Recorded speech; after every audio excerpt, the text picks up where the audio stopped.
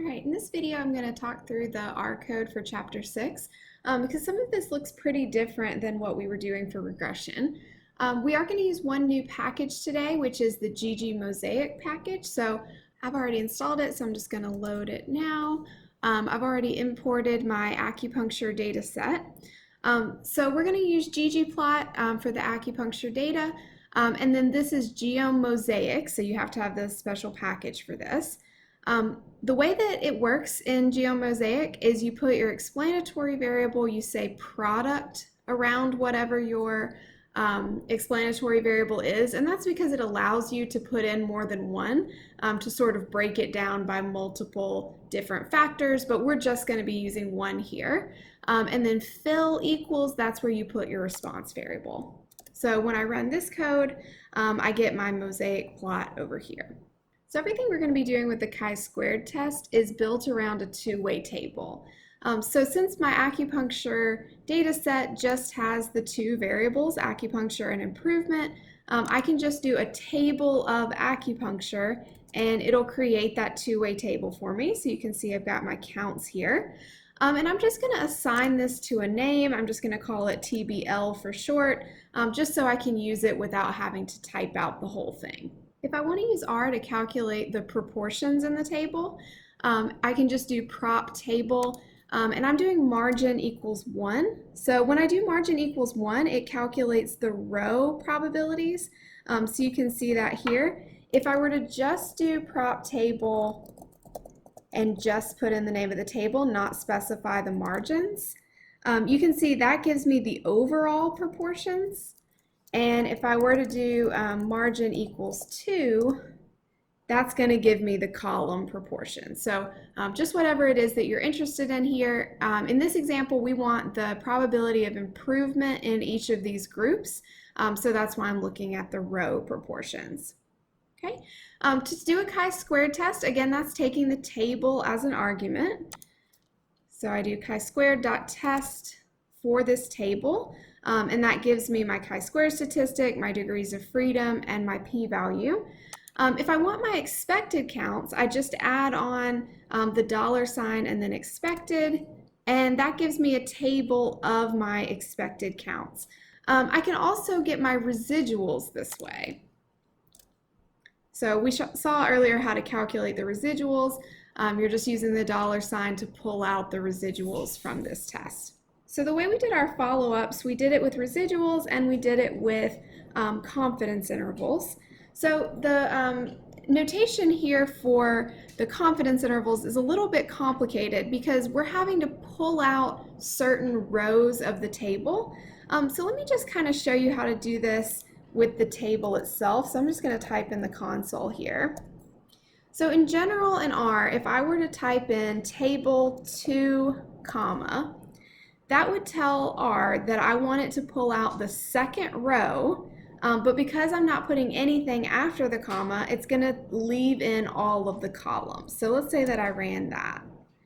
So you can see this is giving me the response values for that second row, right? We're just looking at that real thing. Similarly, if I want to look at just one column, like let's say I want to just see how many people get better each time, I'm not going to put anything before the comma, and I'm going to put 1, and that gives me the number who improved in each of the groups, right? So we can pull out rows and columns this way.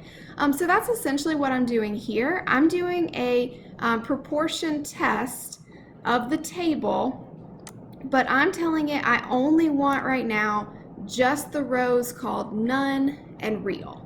So I could have done this by numbers. I could have looked at the first and second rows. Here I decided that I would do it by name. You can do it either way. This is for a continuity correction. I'm not really going to talk about what that means right now. Basically, it's just specifying which formulas we're going to do for the confidence intervals. This is going to give you values that are consistent with the applet that we saw. And then I decided I was going to name this. So first I just do the prop test. I assign it to none minus real, again because I'm looking at the rows for none and real. And then I'm really only interested in the confidence interval, so I do the $ to pull out the confidence interval. So I can do the test, and I see it shows up over here. It's a list of 9 things. There's other things in the test like p-values and stuff like that, but I'm just going to look at the confidence interval. And you can see the default is a 95% confidence interval, and I get it there. And then I can just do the same thing for the other combinations. And one more thing to be aware of is that by default, R is going to do the first one you put in minus the second one you put in. So just keep that in mind when you get positive or negative numbers for your confidence intervals. All right, let's move on to the examples about simple logistic regression. So this is actually the first time that we're using something besides just a linear model. Notice that this says GLM instead of just LM. That's for generalized linear model. This is a really flexible family of models. And we do family equals binomial. That's telling it that we want to do logistic regression. So I'm just going to show you really quick what this credit card data looks like. So we have income values. These are quantitative. And then here we have our response variable just defined as 0s and 1s. That's one way you can do it. So 0s are your failures, 1s are your successes. So in this case, 1s represent people who have a travel credit card.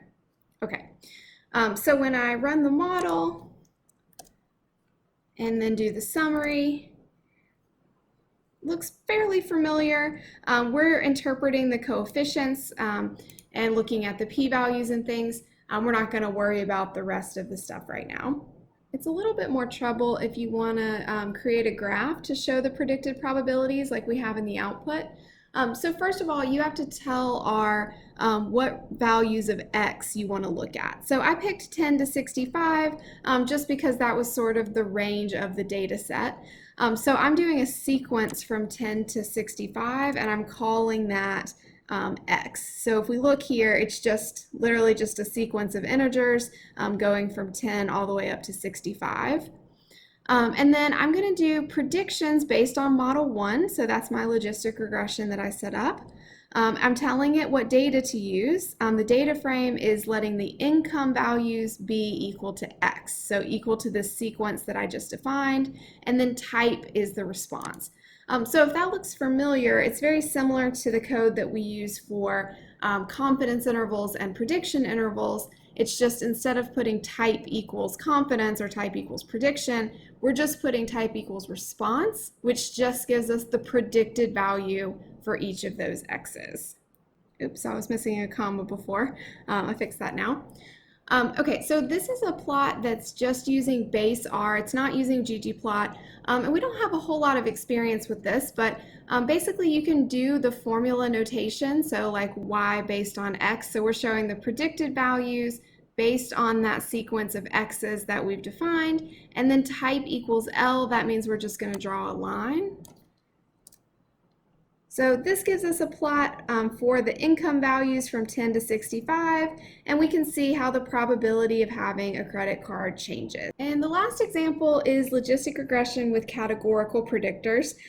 So I've kind of been squeezing some things into this last R demo, so things like pulling out rows and columns and using base R graphics, just because this is sort of my last chance to teach you anything about R. But one thing that I wanted to show you was how to create a data set from scratch. So sometimes that can be helpful. So here I'm going to define 2 vectors or 2 variables. One of them is carrier, so this is just soft or plastic. So you can see this is repeating the label soft 23 times and then repeating the label plastic 26 times. So when I run that, it's just going to say soft for a while and then plastic.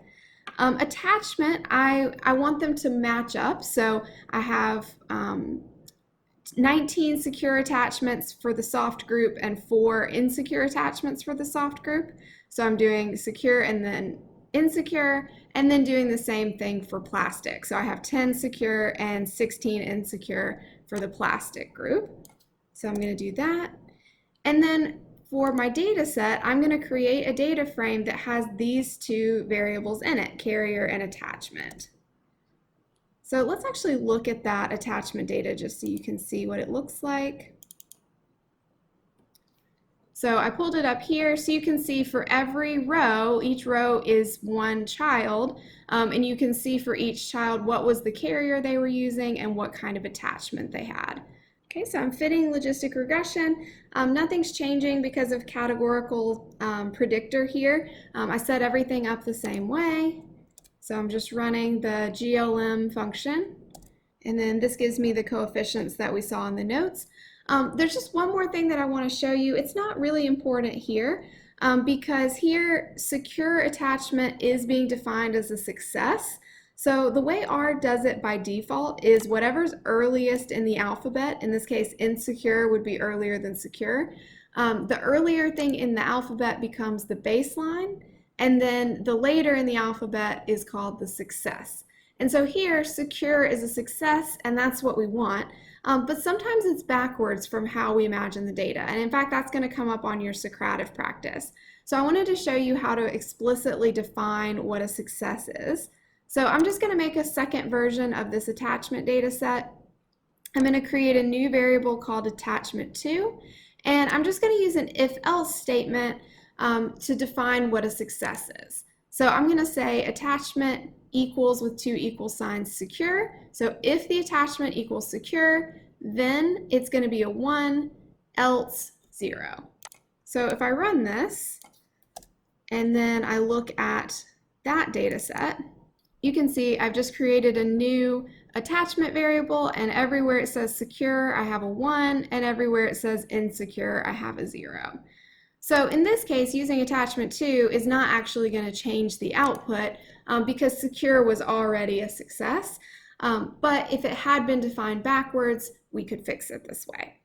Okay, so that should be everything that you need to do the R practice in Socrative. And of course, for the interpretations, you'll just want to look back at your notes.